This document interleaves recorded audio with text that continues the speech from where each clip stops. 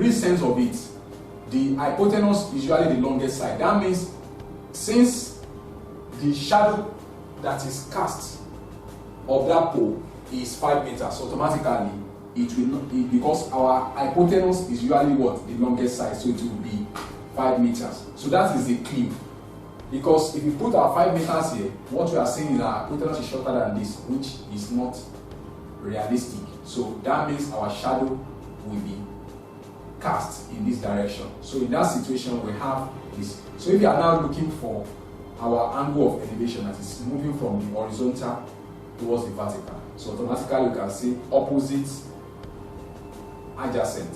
So definitely that is what? Tan theta, which will now be 5√3 over 5. 5 here 1, 5 here 1. So I have √3. So definitely what it means is that tan theta will definitely be what? √3. So that means our theta will be tan inverse or arctan of √3. And what is arctan of √3? That will be 60 degrees. So we go there and check the one that correlates with that, and that will be no other option other than what? Option C. Then the next question is, an aeroplane flies due north from airport P to Q. So let's say this is the airport, so it's flying due north. So that means we go in this region. That's from what? From point P. So this airport P is here. It's going due north. To what? To point Q. And then fly due east to point R. So that means when it gets to point Q, it now flies what? Due east to point R. So this point is our point R. If Q is equidistant, from P and R, so since our Q is equidistant, that means automatically you have a scenario like this, then that means you can produce a line like this, since it is what? Equidistant from that P and what? R. So you have a scenario like that. Then the question now says, find the bearing of P from R rather. Find the bearing of P from R. So in this situation, we know that here is our what? This here is perpendicular, so this place is 90 degrees.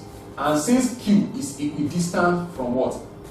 P and R, automatically that means we are having the side, that means if since Q is equidistant from P and R, that means what it means is that PQ, side PQ is automatically equals to what?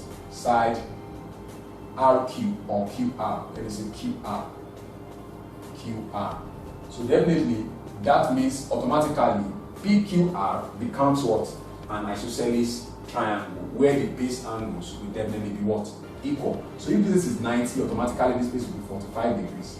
And this place also will be what? 45 degrees. So if you are looking for the bearing of P from R, it will definitely be, this is 90, 180, then if this place is 45, if this is 45 by alternate angle, this place too will also be what? 45 degrees. Definitely we can now say that the bearing of R, of P rather, the bearing of P from R will definitely be equals to, this is 90, so we have 90 degrees plus another 90 degrees, because where we are talking about is where you're starting from the North Pole and where it touches the line of sight of what? P rather. So that will be 90 degrees plus 90 degrees plus 45 degrees. And by so doing, 90 degrees plus 90 degrees, that's 180 degrees plus 45 degrees. 180 degrees plus 45 degrees will give us 225 degrees. So the answer to that question is 225 degrees. That is option A. Then question 15. Find the value of x in the figure above. So this is the figure, and the question asks us to look for the value of x. This answer to this is not far-fetched because this angle we are given two angles, and one of them is including what? A side. So automatically we will result into the use of sine rule. And by using sine rule here, we can say x over sine 45 degrees will definitely be equals to 15 centimeter over sine 60 degrees. X over, what is sine 45 degrees by special angle? It is 1 over root 2. 15. What is sine 60 by special angle? It is root 3 over 2. So let's simplify this. If we simplify, we have x divided by 1 over root 2 equals to 15 divided by root 3 over 2. If we simplify this, that will be x times root 2 over 1 equals to 15 times 2 over root 3. So here we have root 2x equals to 30 root 3. Then we are looking for our x, so we divide both sides by what? Root 2. Divide this by root 2. We also divide this by root 2. So if we divide this by root 2, this root 2 can cancel this root 2, we have our x. So it equals to 30 over root 3 times, immediately we change this one to multiplication, then we have 1 over what? Root 2. And what is that? 1 times 30, 30. Root 3 times root 2, that would be root 3 times root 2. That's 3 times 2 in affected by root 2. So we have our x to be equals to 30 over root 6. The answer can never be left this way, so we need to what? Rationalize by multiplying the original by the fraction of our denominator. So we have a scenario like this. Then by so doing, we have our x to be 30 times root 6, that's 30 root 6. And this one will be root 6 times root 6, that's root 36. And what is root 36? That is 6. 6 here 1, 6 in 35. So we have 5 root 6 centimeters. So our answer will be 5 root 6 centimeters. So go to our option and pick the option that correlates with that. That is no other option other what? Options.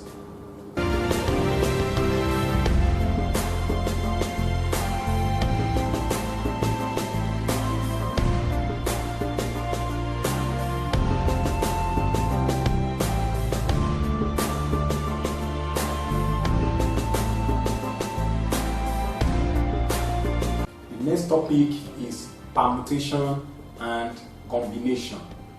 Under this topic, candidates should be able to solve simple problems involving permutation and combination.